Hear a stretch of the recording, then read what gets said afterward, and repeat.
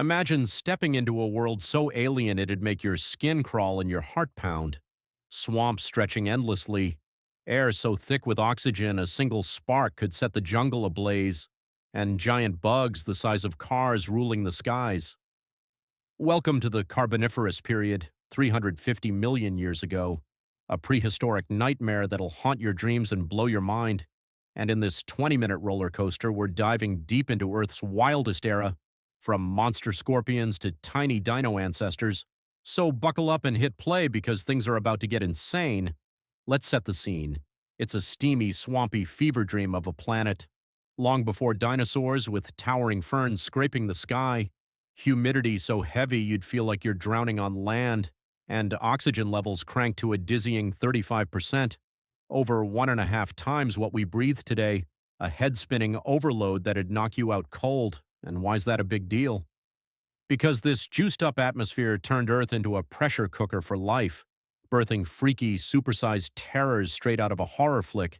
And trust me, these weren't your average backyard critters. First up, the real kings of the Carboniferous, giant insects that'd make an exterminator run screaming. Picture Meganeura, a dragonfly with a 2.3-foot wingspan bigger than a hawk, buzzing the skies like a fighter jet. Its massive compound eyes giving 360-degree vision to lock onto prey, snatching it mid-flight with spiny legs while that loud vibrating hum fills the air. Pure nightmare fuel, and down in the muck. Centipedes as long as your car slither through the swamp like living chainsaws, aggressive and armored, while paleo opera, prehistoric butterflies with 22-inch wings, flutter around sipping plant juice, their vibrant, net-like patterns flashing in the haze. Harmless, sure, but sharing the jungle with some seriously savage neighbors, all thanks to that high oxygen acting like rocket fuel, letting these bugs grow into monsters that'd dwarf today's insects. Now let's drop to the swamp floor where it gets even spicier. Meet Pulmonoscorpius kirktanensis, the biggest scorpion Earth's ever seen, 28 inches of venom-dripping terror, the size of a bull terrier with a chitinous exoskeleton tougher than armor, massive pincers with razor claws, and a curved tail tipped with a stinger that screams instant doom, hunting smaller arthropods, mollusks, even amphibians on land and in water with its aquatic tricks, spotting you with 2 pairs of eyes plus sensory receptors. And if you weren't an arachnophobe before, this guy's your wake-up call. But hold up, the ground game's not done. Enter Arthropleura, an 8.5-foot millipede weighing 110 pounds, a rolling fortress with 30 armored segments churning through the swamp like a tank. So tough even Pulmonoscorpius might have backed off, munching decaying plants and seeds, though bigger adults might have snacked on small animals or rotting meat, shedding its exoskeleton like a snake to emerge bigger and badder each time, a glow-up from hell. Think the land was wild. Dive into the swampy waters with Megarachne, a sea scorpion that looked like a spider on steroids, originally misnamed Big Spider by baffled scientists, stretching 1.8 feet long and sweeping up worms, insects, and small arthropods with paddle-like appendages, hiding in burrows or rivers to ambush prey. But it's got a meaner cousin, Jacalopterus, an 8.5-foot titan with foot-long claws that could crush anything dumb enough to swim by, weighing up to 220 pounds, the heavyweight champ of ancient seas. And rewind to 400 million years ago for Hibertopterus, a 6.6-foot sea scorpion with a broad, compact body smashing bigger prey like reptiles and amphibians, proving the Carboniferous was a death trap from every angle. Okay, let's catch our breath and zoom in on the little guys who punched above their weight. Trigonotarba, the OG spiders, some just millimeters long, others hitting 2 inches. The first true land arachnids hunting worms with no webs, just raw hustle, armored with chitinous plates, scrappy underdogs in a giant-filled world.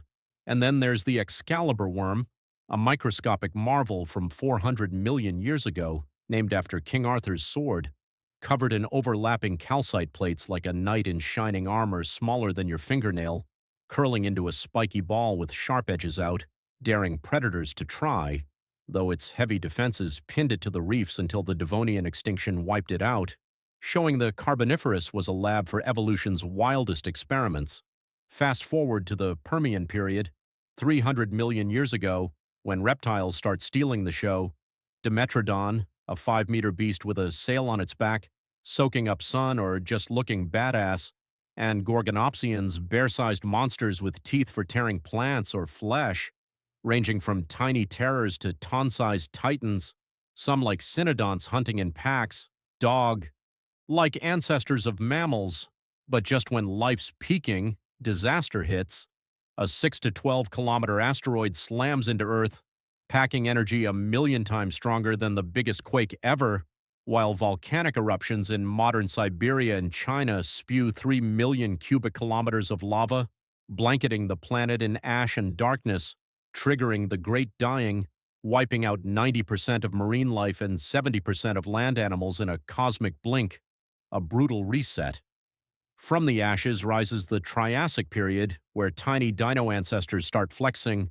Kongonophan Keeley, the tiny bug slayer, just 10 centimeters tall, a feathered mini-predator munching insects in Madagascar 237 million years ago, proof T-Rex started small, then Eoraptor and Herrerasaurus, early carnivores with sharp claws and jaws built for speed and slaughter, 91 centimeters to 6 meters of lean, mean hunting machines, and plant eaters like Pisanosaurus grinding tough vegetation with packed teeth, all on Pangaea, a hot, dry desert world perfect for reptiles to evolve into the first true dinosaurs by the late Triassic.